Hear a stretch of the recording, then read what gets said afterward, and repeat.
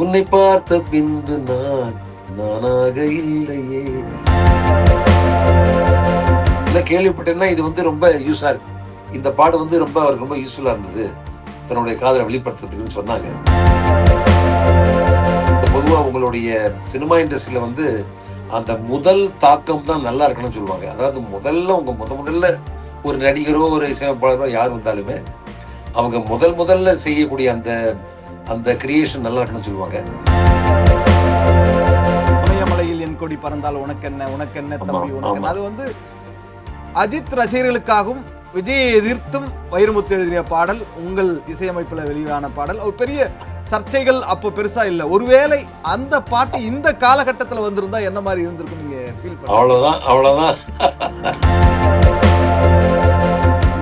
நின்று உலகம் வழங்கி வருதலால் தானவிழ்தம் என்றுணரற்பாற்று துப்பார்க்கு துப்பாய துப்பாதி அழகா போடுது பாருங்க. அப்போ அந்த சீன் அப்போ அந்த பாடும்போது இப்படிப்பட்ட உங்களை தமிழ் சினிமா இன்னும் சரியாக பயன்படுத்திக் கொள்ளவில்லை அப்படிங்கிற ஒரு வருத்தம் இருக்கா? ஆனால் ரஜினி சாருக்கும் விஜய்க்கும் படம் பண்ணாதது, இசையமைக்காததுக்கான காரணம் என்னவா இருந்தது? ஏதேனும் அரசியல் அந்த காலத்துல வந்து சுற்றி சுழன்று அப்படி ஒரு விஷயத்தை பண்ணிருச்சா, அல்ல தற்செயலாவே அப்படி அமையலையா சார்? ஜீ தமிழ் நியூஸ் நேயர்களுக்கு வணக்கம். 30 ஆண்டுகளாக, கிட்டத்தட்ட ஒரு 3 தசாப்தங்களாக தமிழ் சினிமாவை தன்னுடைய இசையால் கட்டி போட்டவர் இசையமைப்பாளர் பரத்வாஜ் அவர்கள். அவர் தற்போது இணைந்திருக்கிறார். வணக்கம் சார். வணக்கம் சார். எப்படி இருக்கீங்க? நல்லா இருக்கேன். தல அஜித், அல்டிமேட் ஸ்டார் அஜித், நாயகன் அஜித், காதல் மன்னன் அஜித்னு இன்னைக்கு நிறைய பட்டங்களை தாண்டி இன்னைக்கு ஏகே அப்படின்னு மட்டுமே சொல்லிட்டு இருக்கோம். அவருடைய பிறந்த நாளில் உங்களை நேர்காணல் எடுப்பதில் மகிழ்ச்சி. உங்களுடைய நீண்ட கால நண்பர், அவருக்கு என்ன வாழ்த்து சொல்ல விரும்புறீங்க சார்?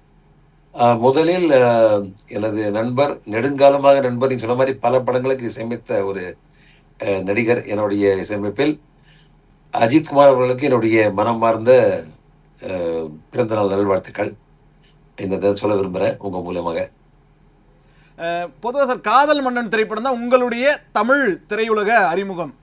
அதுக்கு முன்னாடி மலையாளம், கன்னடம்லாம் நிறைய படங்கள் பண்ணியிருந்தாலும், அங்கிருந்து சரண் சார் படங்கள் அப்படின்னா கிட்டத்தட்ட 12 படங்கள் பண்ணியிருக்கீங்க. நிறைய அஜித் சார் படங்கள் பண்ணியிருக்கீங்க.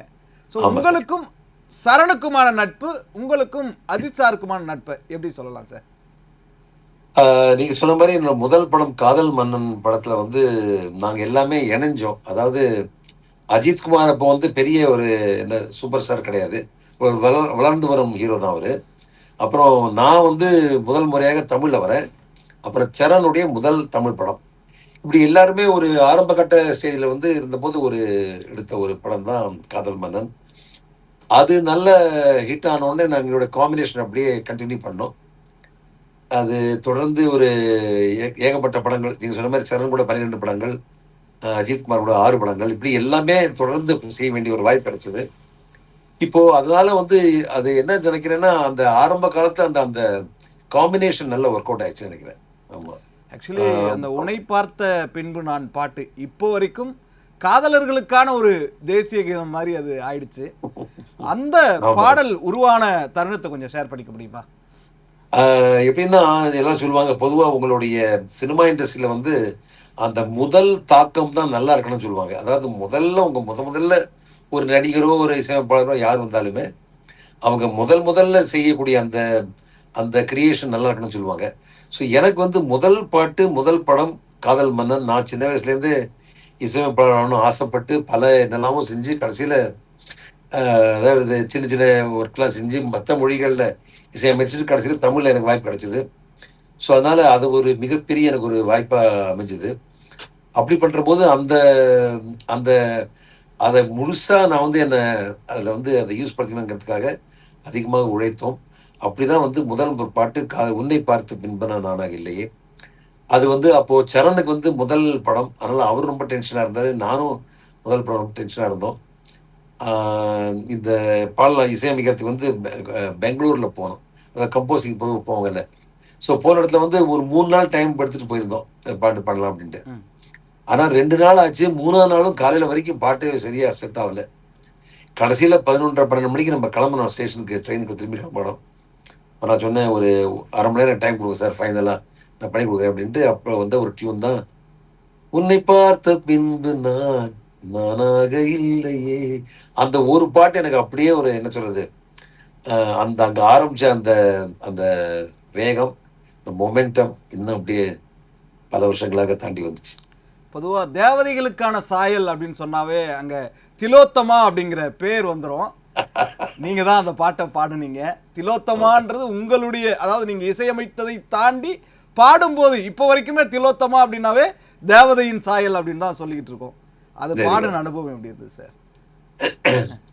பொதுவாக ஒரு இப்போ படத்தில் வந்து இசையமைக்கிற போது ஒவ்வொரு சுச்சுவேஷனுக்கு பண்ணுவோம். அதாவது இப்போ உதாரணத்துக்கு முதல்ல ஒரு பெண்ணை பார்த்த உடனே இவரோட இம்பேக்ட் தான் அந்த உன்னை பார்த்த பின்பு நான் நானாக இல்லையே அந்த மாதிரி. அதுக்கு அதே மாதிரி வானும் மண்ணும் கட்டி கொண்டது இன்னொரு சிச்சுவேஷனுக்கு. இப்படி ஒவ்வொரு சிச்சுவேஷனுக்கு ஒரு பாட்டு. இந்த திலோத்துமா பாட்டு என்ன ஆகும்னா, இந்த படத்தில் வந்து அந்த ஹீரோயினுடைய அக்கா வந்து அவங்க டெல்லியில் இருப்பாங்க.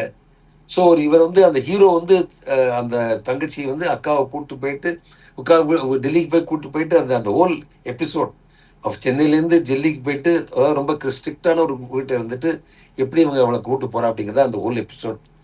ஸோ அதுக்கு வந்து ஒரு விருப்பான ஒரு பாட்டு, அந்த ஹீரோயின் பேர் திலோத்தமா அப்படின்ட்டு. ஸோ அந்த அந்த ஒரு ஒரு அந்த ஒரு 3 நிமிஷம் பாட்டில் அந்த ஃபுல் எபிசோடு இங்கே எப்படி இவங்க இந்த ஹாஸ்டல்லேருந்து எப்படி போகிறாங்க, அந்த இவங்க எப்படி ஏர்போர்ட் போகிறாங்க, ஏர்போர்ட்லேருந்து டெல்லிக்கு போகிறாங்க, அந்த அக்காவை பார்க்குறாங்க, அது எல்லாமே வந்து ஒரு திருப்பி கொண்டு விட்டுருவார். அந்த அந்த ஹோல் இட்ஸ் பியூட்டிஃபுல். அந்த என்ன ஒன்று அந்த ஒரு அந்த அந்த ஒரு ட்ராவலில் வந்து இவங்க 2 பேரும் ஒருத்தருக்கு கொஞ்சம் பிரியம் அதிகமாகும். ஸோ அந்த மாதிரி அந்த சிச்சுவேஷன் ரிஃப்ளெக்ட் பண்ணுற பாடல் தான் இந்த திலோத்தமா.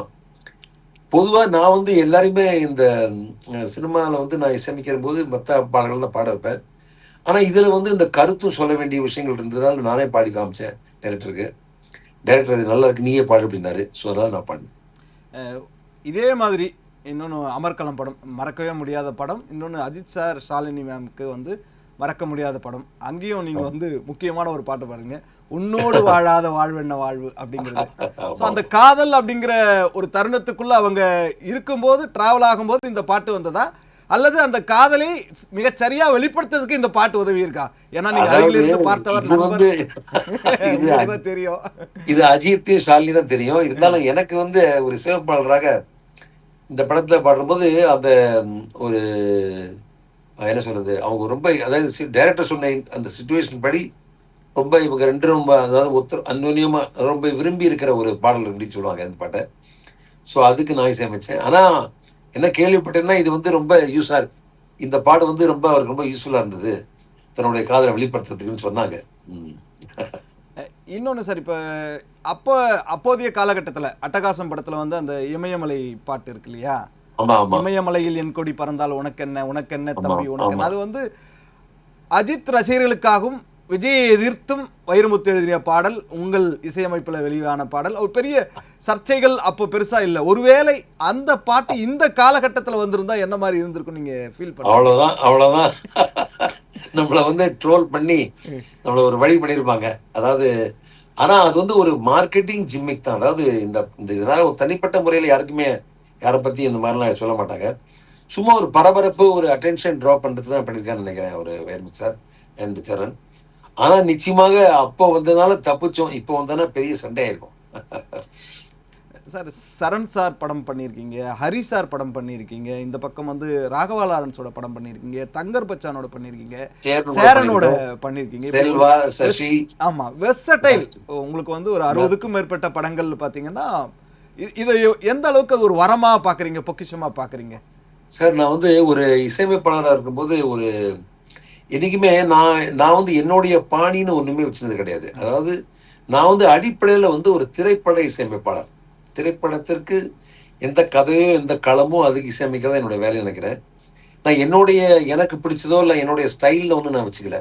ஸோ ஆனால் அதில் ஒரு அட்வான்டேஜ் இருக்குது. என்ன ஒரு அட்வான்டேஜ்னா, நம்ம எந்த டைரக்டர் கூட ஒர்க் பண்ணுறோமோ இல்லை எந்த படத்தில் ஒர்க் பண்ணுறோமோ அதுபடியே நான் வந்து அந்த கதைக்கு ஏற்ப, அந்த உதாரணத்துக்கு அது கிராமிய பாடல பண்ண இல்லை சிட்டின்னா என்ன தேவையோ அது கொடுக்க முடிஞ்சுது.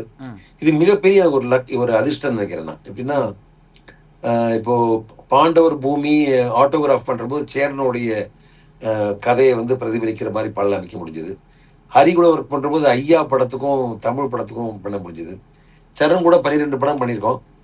அப்புறம் தங்கரபட்சன் பண்ற கூட வந்து பள்ளிக்கூடம், 9 ரூபா நோட்டு, களவாடிய பொழுதுகள், அப்புறம் சசி கூட ரோஜா கூட்டம், செல்வா கூட ரோஜா வனம், பூவேலி, அப்புறம் இப்படி ஒவ்வொரு டேரக்டர் கூட அந்தந்த டேரக்டர் கூட டிராவல் பண்ணா எனக்கு ஒரு பெரிய ஒரு அட்வான்டேஜ் என்ன தெரிஞ்சதுன்னா, அப்போ அந்த வர பாடல்களும் அதுக்கேற்ற மாதிரி வித்தியாசமா வர வாய்ப்பு இருக்கு, கிரியேட் பண்ண வாய்ப்பு இருக்கு. ஸோ அதை நான் ஃபுல்லா யூஸ் பண்ணினேன்னு நினைக்கிறேன். எனக்கு வந்து இப்போ குத்து வசூல் ராஜ் எம்பிபிஎஸ்ல சிரிச்சு வந்தான் சீனா தானாட்டோ எவ்வளவு மக்களுக்கு பிடிக்குதோ அதே அளவு அவரவர் வாழ்க்கையில் ஆயிரம் ஆயிரம் மாற்றங்கள் அப்படின்னு பாண்டவர் பொம்மை பிடிக்குது. ஆமா, இதே இன்னொரு மாதிரி இந்த பக்கம் பக்கம் ஓப்போடும் அந்த அளவுக்கு பிடிச்சிருக்கு எல்லாருக்கும். இருக்கு, இந்த பக்கம் சத்தம் இல்லா தனிமை கேட்டேன் யுத்தம் இல்லாத உலகம் கேட்டேன்னு 90 வழி பாடலும் ஒரு பக்கம் பிடிக்குது. உன்னை பார்த்த பின்பு நான் பிடிக்குது. இது மாதிரி ஒரு வார்த்தை கேட்க ஒரு வருஷம் காத்திருந்தேன் அப்படிங்கிறாங்க. ஜேஜேல வர பாடல் காதல் பார்த்து மழையை பாட்டுல ரசித்தேன். இன்னைக்குமே வந்து பெரிய இதா ஆமா இருக்கு. சார், ஆமா அந்த சார். அதாவது காதல் ஆமா. மழையை வந்து ம். இது இன்னைக்கும் அது எனக்கு ஒரு விரக்தியின் விளிம்புல, அதாவது உங்களுக்கு மட்டும்தான் அந்த வெர்சடைல் கிடைச்சிருக்குன்னு சொல்லலாம். ஒரு பக்கம் மெலடி, இன்னொரு பக்கம் ஆமா தத்துவம், உருக வைக்கிற பாடல்கள், நெகிழ வைக்கிற பாடல்கள், தத்துவ பாடல்கள், தன்னம்பிக்கை மிகுந்த பாடல்கள். என்னமா இன்னைக்குமே ஒவ்வொரு பூக்களுமே பாடாம யாருமே இருக்க முடியாது. ஆமா அவரவர் ஆமா வாழ்க்கையில் ஆயிரம் மாற்றங்கள். இன்னைக்கு நீங்க எதைனோடுனாலும் பொறுத்து பார்க்கலாம். கிராம வாழ்க்கை, நகர வாழ்க்கை, இல்ல ஈழத்து கரெக்ட். சம்பந்தமானது, இப்படியான நிச்சயமா நிறைய நிச்சயம். விஷயங்கள் சொல்ல முடியும். பார்த்தேன் ரசித்தேன் பாடலையும் நம்ம வந்து ஒதுக்கிராம இருந்துட முடியாது. எனக்கென ஏற்கனவே பிறந்தவளே எனக்கென உனக்கு. ஏற்கனவே பிறந்த வெளிவளோ ரொம்ப பிடிக்கும். இந்த பாட்டு ரொம்ப அழகா இருக்கும். அப்போ இந்த பாடல். எந்த பாட்டுமே மிஸ் பண்ணாத ஒரு பாட்டா இருக்கு. அப்ப இப்படிப்பட்ட உங்களை தமிழ் சினிமா இன்னும் சரியாக பயன்படுத்திக் கொள்ளவில்லை அப்படிங்கிற ஒரு வருத்தம் இருக்கா? இதுல 2 விதமா பார்க்கணும். எப்படின்னா நான் வந்து இருந்த காலகட்டம் வந்து ஒரு இன்னிலேருந்து ஒரு 20 நம்ம சொல்ற படங்கள் எல்லாமே 20, 22 படங்கள் வருஷங்கள் பின்னாடி. அப்போ பொதுவா வந்து ஒரு சினிமா இண்டஸ்ட்ரியில வந்து ஒரு குரூப்பா தான் எல்லாரும் ஃபங்க்ஷன் பண்ணுவாங்க. ஒரு எக்ஸாம்பிள் ஒரு டைரக்டர், ஒரு மியூசிக் டைரக்டர், அவங்களுக்கு ஏற்ற ஒரு டெக்னீஷியன் குரூப்பு, அப்படி குரூப்பா தான் ஃபங்க்ஷன் பண்ணுவாங்க. அப்போ அந்த டயத்துல வந்து என்னுடைய இருக்கிற கூட எல்லாருமே நல்ல நாங்க வந்து படத்துக்கு படம் ஹிட் கொடுத்து தான் நடந்துட்டு இருந்தது. ஆனா காலப்போக்கில் என்ன ஆச்சுன்னா வேற டைரக்டர்ஸ் வேற குரூப் வந்துச்சு. ஸோ அவங்களுக்கு வேண்டிய அவங்க கூட இருக்கிற அந்த மியூசிக் டைரக்டர்ஸ், அவங்க டெக்னீஷியன்ஸ் இருக்கிற போது அது ஒரு மாற்றம் வரதான் செய்யும்.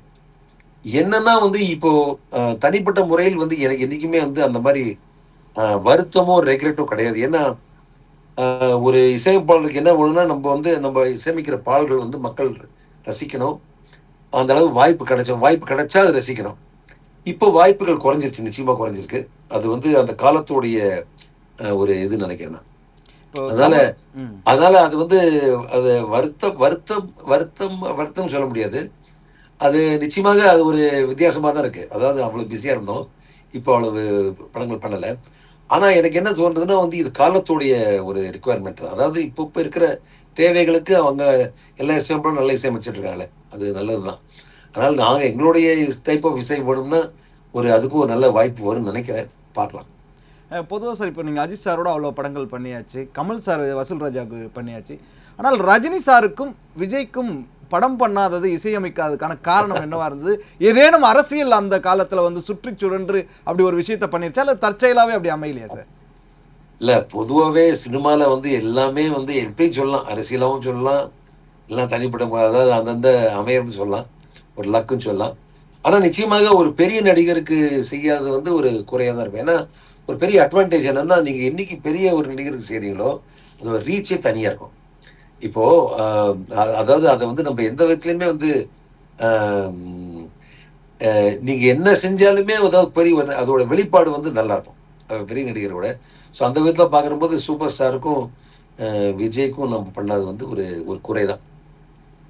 இப்போ கமல் சார் பார்த்தீங்கன்னா 2 பாட்டு வந்து யூஸ் பண்ணியிருக்கீங்க. கலக்க போவது யாரு, ஆழ்வார்பேட்டை ஆமா ஆண்டவா. ஆமா ஆமா குண்டக்க மண்டக்கில் வடிவேலு யூஸ் பண்ணியிருப்பீங்க. 2 பேருமே பயங்கர லெஜண்ட்ஸ். இந்த ஆமா பக்கம் நடிப்பினுடைய உச்சம், இந்த பக்கம் காமெடி குணச்சித்திரனுடைய உச்சம். இன்னைக்கு மாமன்லாம் பார்த்து நீங்கள் வந்து பயங்கரமாக வந்து நிச்சயமா. பேசிலாம் இருந்தீங்க. ஸோ இவங்க 2 பேரை யூஸ் பண்ண அந்த அனுபவங்கள் சொல்லுங்கள் சார். சார் இப்போ நிச்சயமாக நான் வந்து நல்ல கேள்வி கேட்டீங்க. எனக்கு நான் என்ன என்னோட அனுபவத்தை சொல்றேன். ஒரு நடிகரை பாட வைக்கிற போது அவங்களுக்கு வந்து இந்த பாட்டு எப்படி அவங்க நடிக்க போறாங்கிறது தெரியுது இல்லை. அவங்க தான் நடிக்க போறாங்க. அதனால அவங்க வந்து எண்டு வரையும் அதை ஒரு மனசுல வச்சுக்கிட்டு அவங்க பாடுறாங்க. அதே மாதிரி இன்னொரு என்ன விஷயம் கேள்விப்பட்டேன்னா எனக்கு தெரிஞ்சதுன்னா இப்போ பொதுவாக ஒரு இசைக்கலைஞர்னா அவங்களுக்கு வந்து சொல்லித்தர விதம் இருக்கு. இப்போ ஒரு பாடகர் வந்தாருச்சுங்க, அவருக்கு வந்து நான் வந்து வாசிச்சு காமிக்கலாம், இல்லை ஸ்வரம் அந்த பாட்டோட டியூன் சொல்ற போது ஸ்வரம் சொல்லலாம், இல்லை வாசிச்சு காமிக்கலாம், ட்ராக் போடலாம். ஒரு நடிகர் அல்லது இசையில வந்து தேர்ச்சி பெறாத ஒருத்தருக்கு வந்து ஆனால் ஞானம் இருக்கு, பாடக்கூடிய ஞானம் இருக்கு. அப்போ அவருக்கு எப்படி சொல்லி தரதுங்கிறது வந்து ஒரு தனிப்பட்டவர்களுக்கு வந்து அனுபவம் வேணும். அந்த மாதிரில நிச்சயமா வந்து நான் வடிவேல் சார் சொல்ற போது நீங்க சொல்லி ஆகணும். ஏவிஎம் ஜி தியேட்டர்ல வந்து அவர் ரெக்கார்ட் பண்ணாரு குண்டக மண்டக. அப்போ வந்து இவருக்கு வந்து நான் வந்து இப்போ ஹார்மோனி பெட்டி வச்சு இப்படி பாடு இப்படி பாடுன்னு சொல்ல முடியாது. அதனால என்ன பண்ணேன்னா அவரை வந்து மைக்குக்கு அந்த பக்கம் நிறுத்தி வச்சுட்டு, அதாவது ஃபோக்கஸ் பண்ணிட்டு, நான் எதிர்க்க பக்கம் நான் அவரை சொன்னேன், சார் நான் பாடுறேன் 2 லைன், நீங்க அப்படியே பாடுங்க, திருப்பி பாடுங்க அப்படின்னு. ஸோ நான் வந்து கரெக்டாக அந்த கேப் வச்சு அதை ரிப்பீட் பண்ணி ஃபுல்லாக நான் வந்து பாடுவேன், அப்படியே பாடிடுவாரு. நான் பாடுவேன், அப்படியே பாடிடுவாரு. ஸோ அவருக்கு வந்து ரெக்கார்ட் பண்ணதே தெரியாது. அதாவது அந்த ஸ்பீட்ல முடிஞ்சு போச்சு, அவ்வளோதான். அப்புறம் ட்ரைனிங் மாதிரி ஒரு ரிஹர்சல் மாதிரி நினைச்சிட்டாரு அவரு. ஆமா, ரிஹர்சல் மாதிரி நினைச்சிட்டாரு. அப்புறம் கட் பண்ணி போட்டு உள்ள வந்தோடனே அவரு ரொம்ப ஆச்சரியப்பட்டாரு. சார் என்ன சார், அது 10 நிமிஷத்துல முடிஞ்சு போச்சு. அதாவது அவர் ஃபினாமினல் நடிகராக இருக்கிறனால என்ன சொன்னாலும் அப்படியே திருப்பி கற்பூர அதை சொல்லுவாங்களே, புத்தி சொல்லுவாங்களே, அந்த மாதிரி சொன்னோடனே டக்குன்னு புரிஞ்சுக்கிட்டாரு. இப்போ வந்துட்டான் வந்துட்டான் வந்துட்டான் ஐயா அப்படின்னு ஒரு டியூன்னா உடனே அது பாடுறாரு. அடுத்த 4 பார் அவர் பாடுறாரு. அப்படியே நான் அடுத்த 4 பாரு நான் பாடிட்டே போனேன், அவர் பாடிட்டே போனாரு. அவரை பாடுறது ரெக்கார்ட் ஆயிடுச்சு. அப்படியே கட் பண்ணி பேஸ்ட் பண்ணி போட்டாச்சு, பாட்டு முடிஞ்சது. ஸோ இது வந்து ரொம்ப ரொம்ப ஆச்சரியப்பட்டார். என்ன வந்து என்னை ரொம்ப அப்ரிஷியேட் பண்ணாரு. ரொம்ப நன்றி சொன்னார். ஏன்னா ரொம்ப ஈஸியா, சார் நான் பயந்துகிட்டே வந்தேன், நீங்க ரொம்ப ஈஸியா பண்ணிட்டீங்களே அப்படின்னாரு. ஸோ அது ஒரு அனுபவம். அதே மாதிரி அவர் கமல் சார் வந்து எக்ஸாக்ட் அதாவது வேற ஒரு மாதிரி அவருடைய என்னன்னா அவருக்கு இசை தெரிஞ்சிருக்கு, எல்லாமே புரிஞ்சிருக்கு. அவர் வந்து இந்த ஆழ்வார்பேட்டை ஆண்டவான்னு ஒரு பாட்டு நாங்க பண்ணோம். அதுல வந்து அப்போ வந்து அதுல வந்து ஒரே ரொம்ப அவரோட அனுபவம் ரொம்ப அழகா புரிஞ்சுது. எப்படின்னா முதல்ல இந்த பாட்டு வந்து தூய தமிழ்ல இருந்துச்சு. ஒரு கொஞ்சம் அப்புறம் அவர் சொன்னாரு, இது வந்து பாடி முடிச்சிட்டாரு. அப்புறம் வந்து இது நாங்கள் அவருடைய அந்த தியேட்டருக்கு போய் அவருடைய ஒரு வீட்டுக்கு ஆஃபீஸ் போய் ரெக்கார்ட் பண்ணோம், லேப்டாப் ரெக்கார்ட் பண்ணோம் இந்த பாட்டை. அப்போ வந்து அவர்கிட்ட வந்து அவர் சொன்னார், பாடி முடிச்சோடனே இது வந்து அதாவது அது ஒரு சினிமாவில் வந்து ரவுடி பாடுறான், இல்லை இந்த பாஷையை மாற்றணும் அப்படின்னு சொல்லி அதை மட்ராஸ் பாஷையில் அந்த பாட்டை ஆக்கினாரு. அதுதான் சிறப்பாக இருந்துச்சு அந்த படத்தோட பாட்டோட ஹைலைட்டு. ஸோ இப்படி அந்த நடிகர் பாடுறது வந்து மிகப்பெரிய ஒரு அட்வான்டேஜ் தாங்க நான் பார்த்த வரைக்கும். அதே மாதிரி அது பெரிய ஒரு என்ன சொல்றது, அந்த பாட்டுடைய வெளிப்பாடு ரொம்ப அழகா இருக்கு, ரொம்ப ரியலிஸ்டிக்கா இருக்கு. வாழ்வியல் யதார்த்தங்களை கொடுப்பவர் இயக்குனர் சேரன். ஏன்னா நீங்க வந்து தோழா தோள் கொடுத்தோட ரொம்ப முக்கியமான பாடல், நட்புக்கு இலக்கணம் வகுக்கிற ஒரு பாடலா இருக்கு. இந்த பக்கம் அவரவர் வாழ்க்கையில் ஆயிரம் மாற்றங்கள் பாடலா இருக்கு. இது ஒரு பக்கம். இன்னொரு பக்கம் பார்த்தீங்கன்னா ஆட்டோகிராஃப், எல்லா பாடல்களுமே ஹிட்டு, அதிலும் வந்து ஒவ்வொரு பூக்களுமே ஹிட்டு. சேரன் சாரோட பணியாற்றிய அனுபவம் ஒரு பக்கம். அந்த ஒவ்வொரு பூக்களுமே பாட்டுக்கு பாடியவருக்கு தேசிய விருது கிடைத்தது, எழுதியவருக்கு தேசிய விருது கிடைத்தது, இசையமைத்த உங்களுக்கு தேசிய விருது அந்த நழுவி போனது ஏன், என்ன காரணம்? இது வந்து எனக்கு தெரிஞ்சு தனிப்பட்ட முறையில் எனக்கு வந்து நம்ப மாட்டீங்க, அன்னைக்கு ரிசல்ட் வந்த அன்னைக்கு எனக்கு, அதாவது இந்த அறிவிச்ச அன்னைக்கு எனக்கு ரொம்ப கோபம் வந்துருச்சு. உண்மை அதுதான். எப்படி இது, அதாவது இப்போ உங்களுக்கு அது அப்போ என்ன நினைச்சுன்னா பெராப்ஸ் அவருக்கு அது என்னதான், அதாவது அறியாமையா அரசியலா எனக்கு தெரியல.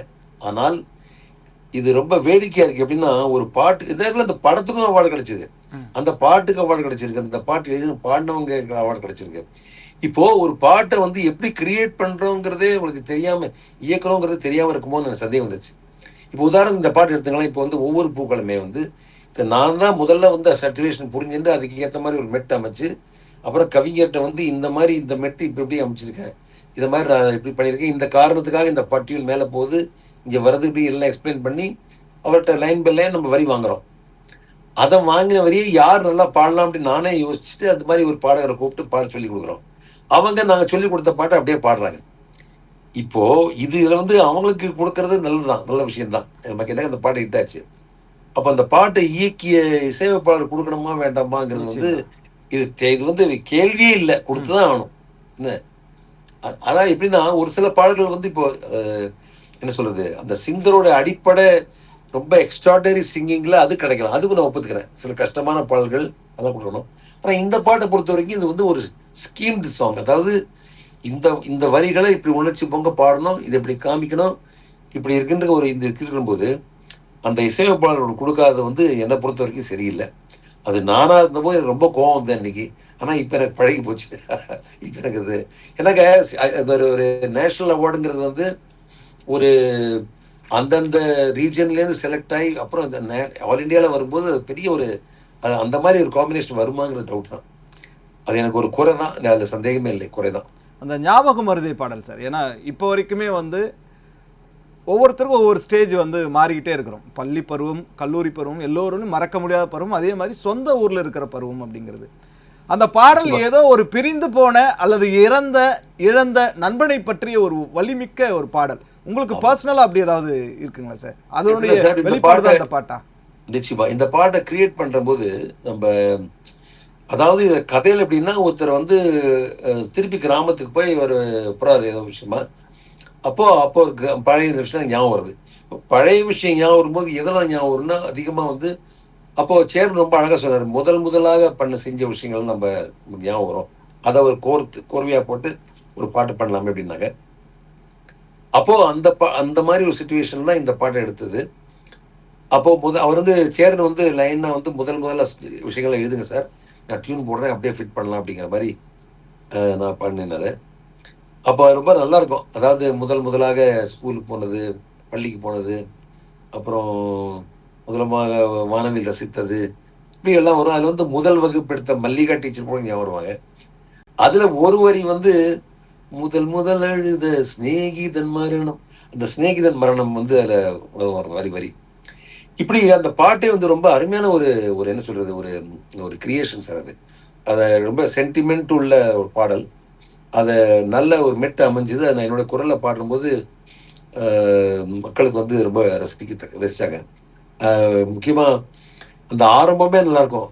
ஞாபகம் வருதே ஞாபகம் வருதே சொல்ற போதே நமக்கு வந்து மக்கள் வந்து அந்த இதுல போயிடுறாங்க. ஸோ எனக்கு ரொம்ப சந்தோஷமா இருந்தது.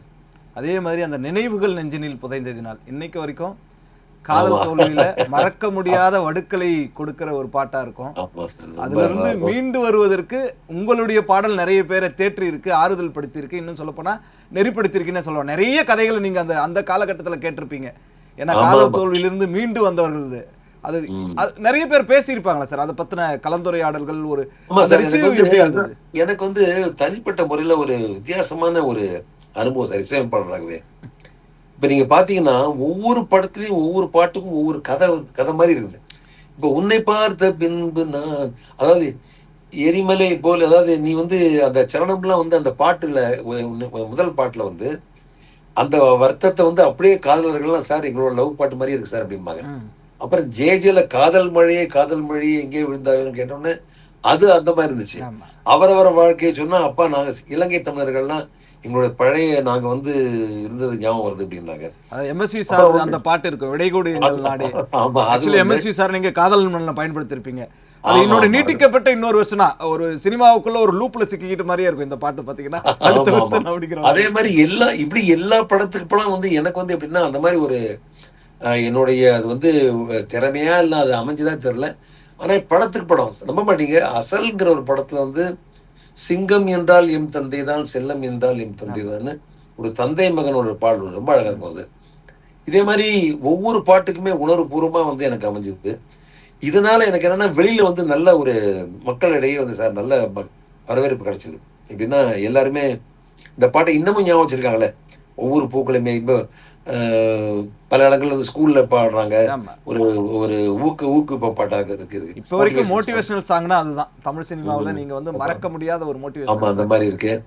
அதனால ரொம்ப ஒரு என்ன சொல்றது ஒரு திருப்தியான ஒரு இசையினுடைய பயணம் சொல்வேன். ஏன்னா வந்து அல்டிமேட் அதானே, மக்களுக்கு போய் நம்ம போய் சேரணும்.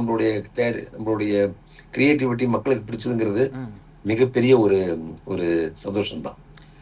அந்த காலகட்டத்தில் சார் என்னன்னா அப்போ கேசட்டுகளுடைய எண்ணிக்கை, விற்பனையோட எண்ணிக்கை வச்சு தான் அப்போ ஹிட்னு சொல்லுவோம். இன்னைக்கு சோசியல் மீடியாவில் வியூஸோட எண்ணிக்கையை வச்சு வெற்றியை வந்து தீர்மானிக்கிறது, இது ஹிட் பாடல் அப்படின்னு இருக்குது. இந்த இரண்டு வேறு காலகட்டத்தில் சமகாலத்தில் எப்படி பார்க்குறீங்க சார்? நீங்க சொன்னது ரொம்ப, இப்போ நான் இசையமைச்ச ஜெமினி அந்த பாடலுடைய சிடி கேசட்டு ரொம்ப அதிகமாக வித்துச்சு. அதாவது அந்த காலகட்டத்தில் அது வந்து நம்பர் ஒன் சேல்ஸ் அப்போ அந்த வந்த வருஷத்துல அது. ஆனா இப்போ என்னன்னா, இப்போ வந்து இந்த ஆடியோ கேசட்டோ சிடியோ யாரும் கேட்கறதே கிடையாது. இப்போ வந்து நம்ம டவுன்லோட் பண்ணிக்கிறோம், ஃபோன்ல கேட்குறோம் அப்படின்ட்டு. அதே மாதிரி வியூஸ் பார்க்குறோம், பாட்டை வந்து பார்க்குறாங்க. ஸோ அதில் வந்து அது காலத்தோடைய ஒரு ஒரு பரிணாம வளர்ச்சி தான், நம்ம ஒன்றும் சொல்ல முடியாது. ஆனால் வந்து அது வந்து அப்போ வேற மாதிரி. அப்போ வந்து அந்த கேசட் அதாவது எவ்வளவு விற்பனை ஆகுதோ அந்த மியூசிக் டேரக்டரோட வேல்யூ எவ்வளோ வளரும். இப்போ வந்து வியூஸை வச்சு சொல்கிறாங்க. அது எப்படியுமே வந்து அது பாட்டை கேட்குற போது வெறும் மியூசிக் டேரக்டருக்கு மாத்திரம் இப்போ அந்த என்ன சொல்றது பெருமை போய் சேரும்.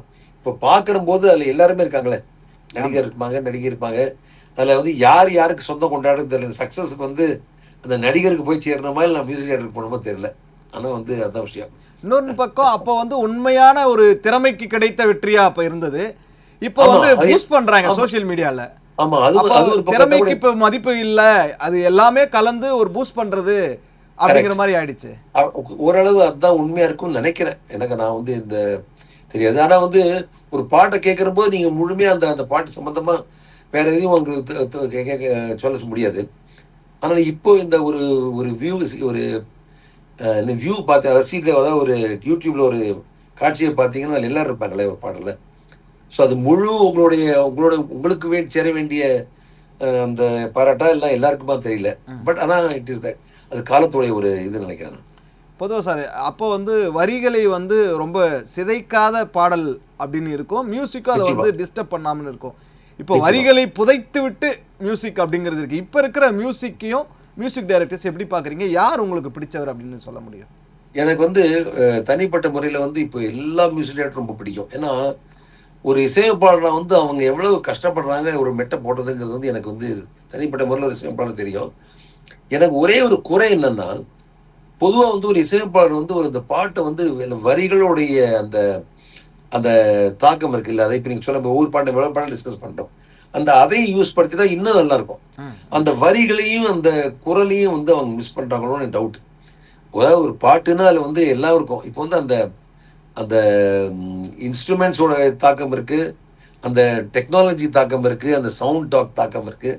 ஆனா குரலும் அந்த பாடக்கூடிய வரிகளும் அதோடைய தாக்கம் கொஞ்சம் குறைவா தான் இருக்கு. அது நல்லா இருந்ததுன்னா இன்னும் ஹிட் ஆகும். இன்னும் இவங்க இப்போ இப்போ ஆல்ரெடி ஒரு லெவல்ல இருந்தாங்கன்னா, அவங்க இன்னும் அதை மாத்திரம் கொஞ்சம் கேர் பண்ணாங்கன்னா இன்னும் பெரிய ஆளு ஒரு சோ கால்ட் இன்னொரு பெரிய மியூசிக் டேரக்டர் இருப்பாங்க அவங்க. இது என்னுடைய கருத்து. அதனால இப்போ திருக்குறளுக்காக ம் ஆ திருக்குறளுக்காக ஒரு 12 ஆண்டுகால உழைப்பை நீங்க செலுத்திருக்கீங்க. குரல் இசையோன்ற பட்டம் உங்களுக்கு நிச்சயமா, நிச்சயமா, வழங்கப்பட்டிருக்கு. நிச்சயமா, நிச்சயமா, எந்த நிச்சயமா. அளவுக்கு அது ரெஸ்பான்ஸ் கிடைச்சது? இப்போ அடுத்த கட்ட பங்களிப்பா உங்களுக்கு என்னவா இருக்கு சார்? சார் நான் வந்து எப்படின்னா, தனிப்பட்ட முறையில ஏதாவது நான் என்ன நினைச்சேன்னா, சினிமா இந்த இந்த மெல்லிசை மூலமாக நெறைய நம்ம வந்து அ இடத்துக்கு போயிருக்கோம். அதாவது இப்போ வெறும்னா போடு சொன்னா கூட எவ்வளோ பேர் கேட்குறாங்க. நிச்சயமா. அந்த மாரி இந்த திருக்குறளையுமே அ எளிமையான டியூன்ல குடுத்தா நல்லாயிருக்கும் அப்படின்னு தான் வந்து முயற்சி பண்ணேன்.